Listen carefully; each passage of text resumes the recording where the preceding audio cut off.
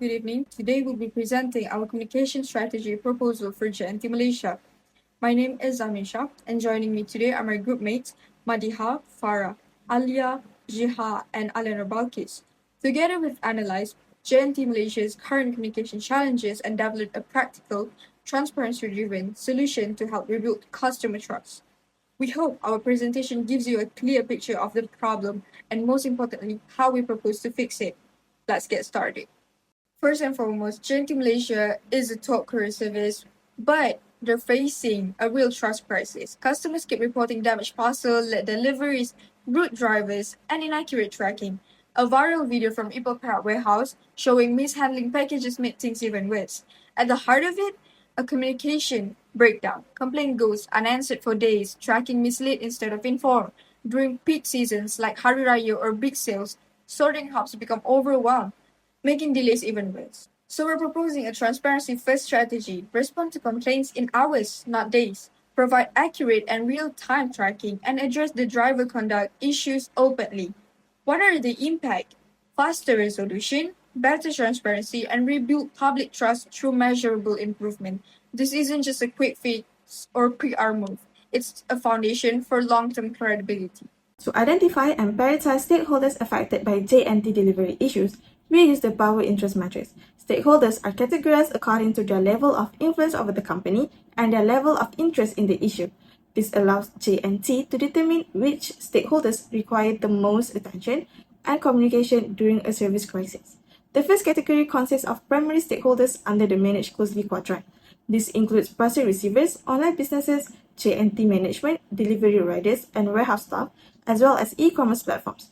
They are directly affected by delivering delay, damaged parcels, missing items, and service disruptions. At the same time, their actions and decision can significantly influence JNT operational performance, customer satisfaction, and overall reputation. Therefore, JNT must prioritize continuous engagement, timely responses, and effective issue resolution with this group. The second category consists of secondary stakeholders who are indirectly involved but can still influence JNT reputation and long-term performance. Under the Keep Satisfied quadrant are government regulators and Ministry of Human Resources and invested or business partners. Although they are not directly involved in daily delivery operations, they possess significant power through regulation, labor policies, and financial influence. Under the Keep Informed quadrant are media and social media users, local communities, and occasional users. These stakeholders are highly interested in service quality and customer experience, but have limited influence over company decisions. Regular communication and updates are important to maintain their trust.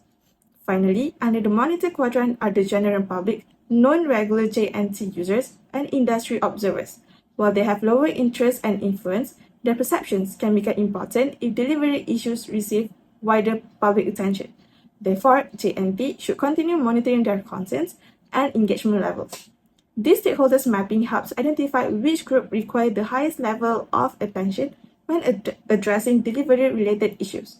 With that, I will now pass the presentation to the next presenter, Madiha, who will discuss the next session. Thank you. Thank you, Farah. I am Madiha, and I will be walking us through the environmental scan of JNT Express Malaysia using the PESTEL framework. First, let's look at the political side of things. JNT Express Malaysia has to deal a lot with rules and regulations from MCMC, which is the Malaysian's Communication and Multimedia Commission. They also have to follow the Postal Services Act 2012. Additionally, there is a proposal that states companies like J&T Express Malaysia should be owned 51% by locals, which could be a problem for them because their headquarters is in China. On top of that, there are these reference price guidelines that put more pressure on the company, especially when a lot of people are using their services. Now analyzing the economical dimension of J&T, the positive side is that the Malaysia Courier Express and parcel market size is valued at 1.78 billion USD and is projected to reach to 2.37 billion USD by 2031. The bad news is the price of diesel has gone up by 56%, which means the companies in this industry are not making as much money as they used to. During peak shopping sessions like Hari Raya, J&T Express Malaysia gets a lot of packages delivered, which can cause delays and backlogs in their warehouse. Now, through a social lens, J&T Express Malaysia has had some issues with their public image. There were some videos that went viral in the media showing problems at one of their warehouses in Perak, which made a lot of people unhappy. In Malaysia, people like to share their experiences on platforms like TikTok and X. So when something bad happens, this information can spread instantly. This is a problem for J&T Express Malaysia because they work with a lot of small and medium-sized sellers on platforms like Shopee and TikTok Shop. Now, in regards to the technological dimension, there are some problems with their tracking system. When a lot of people are using their services, the system can get overwhelmed, and parcels get stuck in the out of delivery stages for days. Even though the company has seen a 67.8 growth percent in the packages they delivered in Southeast Asia, their infrastructure has not aligned. Other companies like Shopee Express and Lazada Logistics are using technology to deliver packages, which is something J&T Express Malaysia needs to work on. Now, analyzing the legal aspect of J&T, they have to follow the Consumer Protection Act and the ETT regulations in Malaysia. These laws say that that companies have to have a system for handling complaints and they have to be accountable for their actions. If packages are damaged or missing, the company can be liable for compensation, which is something they need to be careful about. There was also a problem with bonuses for employees in 2021, which led to a video and raised some concerns. For our communication strategy, we use the envision and strategize stages of the framework. Under envision, our goal is to rebuild customer trust and strengthen JNT Express Malaysia's reputation through transparent, responsive, and customer-centered communication. This is important because recurring complaints about delivery delays, parcel handling, tracking inaccuracies, and poor customer service have negatively affected stakeholder confidence. To guide our strategy, we apply Situational Crisis Communication Theory, or SCCT, by Coombs. According to this theory, organizations facing preventable crises should focus on rebuilding trust through accountability, corrective action, and open communication.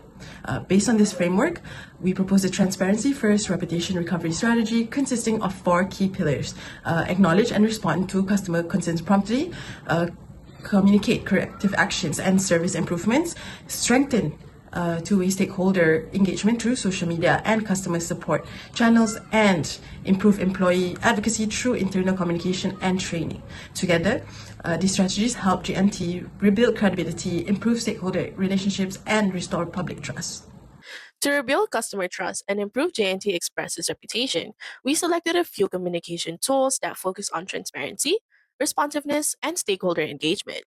Firstly, social media platforms such as Facebook, TikTok, Instagram, and X will be used to respond to customer complaints, provide service updates, and also showcase positive initiatives such as proper parcel handling and employee professionalism.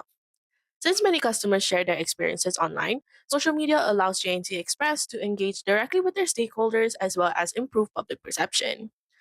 Secondly, press releases will be used to communicate official updates regarding service improvements, staff training programs, delivery performance, and compensation policies. This helps ensure that accurate information reaches customers and also media organizations as well as other stakeholders. Third, WhatsApp and chatbot support will provide customers with 24-hour parcel tracking, complaint submission channels, and automated notifications regarding delivery delays. These tools improve communication efficiency and enhance customer satisfaction.